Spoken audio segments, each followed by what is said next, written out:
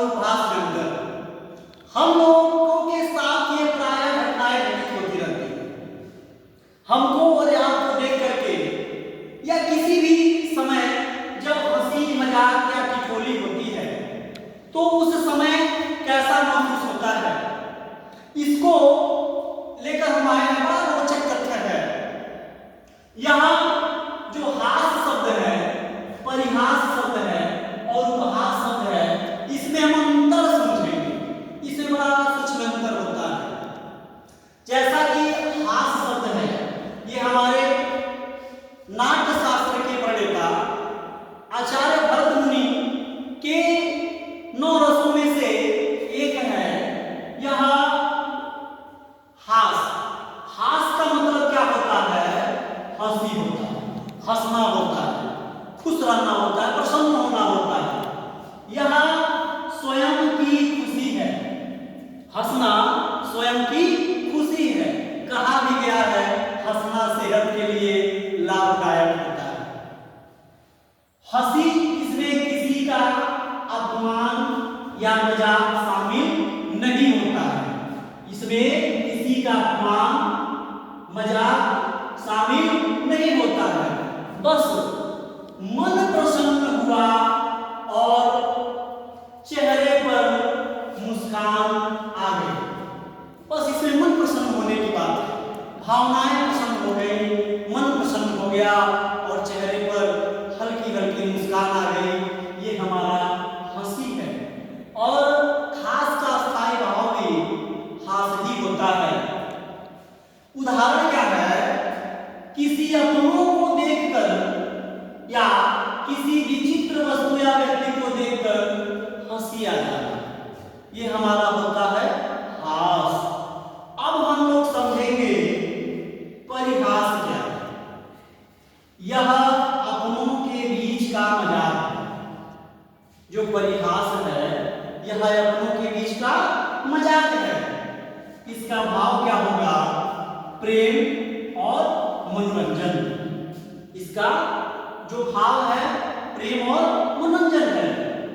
उदाहरण, भगवान श्री कृष्ण और सुदामा के बीच बचपन की यादों को लेकर परिहास हो रहा था। जैसा कि एक गीत बड़ा इस समय ट्रेंडिंग में चल रहा है, तेरी यादों की चादर ओढ़े हर शाम गुजरती है। जैसा कि आप लोग वीडियो में देख के हमको भी देख के हंसेंगे। तो यादों की बात आ गई। भगवान श्री कृष्ण और सुदामा के बीच बचपन की यादों को लेकर के जो परिहास होता है वो क्या हो गया? परिहास के उदाहरण है। अब हम लोग इसको थोड़ा सा इसका समझ लेते हैं। परि माने होता है चारों तरफ। परि माने चारों तरफ या चारों ओर। हास माने क्या होता है? हंसी। सबके साथ मिलकर किया जाने वाला आनंददायक मजाक को परिहास कहा जाता है। अब हम लोग समझेंगे उपहास। उपहास क्या है? उपहास यह एक अपमानजनक मजाक है। ये प्रायः किसी के साथ नहीं करना चाहिए। किसी किसी को दिल पे ये चोट की तरह लगता है और इंसान अपने आप को कुछ भी कर लेता है, तो इससे बचना चाहिए। किसी की उपहास नहीं करना चाहिए।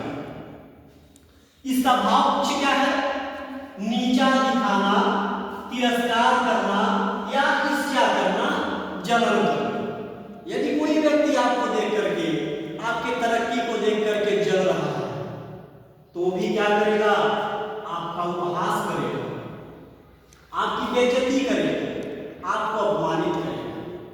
आज लोग अपने दुख से दुखी नहीं है, सामने वाले के सुख से दुखी हैं। तो इसकी स्थिति क्या होगी? इसकी भाव पक्ष को सोचते हैं। नीचा दिखाना, तिरस्कार करना, ईर्ष्या करना। स्थिति क्या है? जब आप किसी की कमजोरी, गरीबी या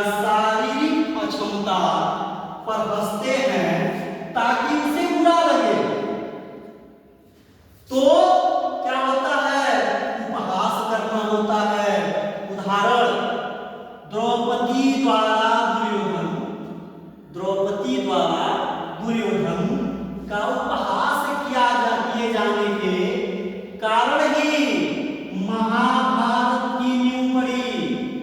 हम भी समाज में है, आप भी समाज में हैं, कभी कभी उपहास करना महाभारत का कारण बन जाता है, तो उपहास से बचना चाहिए। इसके सूक्ष्म शब्दों को समझे। उपमने होता है छोटा या नीचा, और हास मने क्या होता है? मजाक करना। तो किसी को छोटा दिखाकर हंसना आदि उपहास के श्रेणी में आता है। तो उम्मीद है आपको समझ आया होगा। मैं एक बार पुनः आप सभी का अपने YouTube चैनल यनेश कुमार हिंदी वाला में आपका स्वागत करता हूं। कल पुनः अगले वीडियो के साथ हम पुनः मिलेंगे। तब तक के लिए नमस्कार, राधे राधे।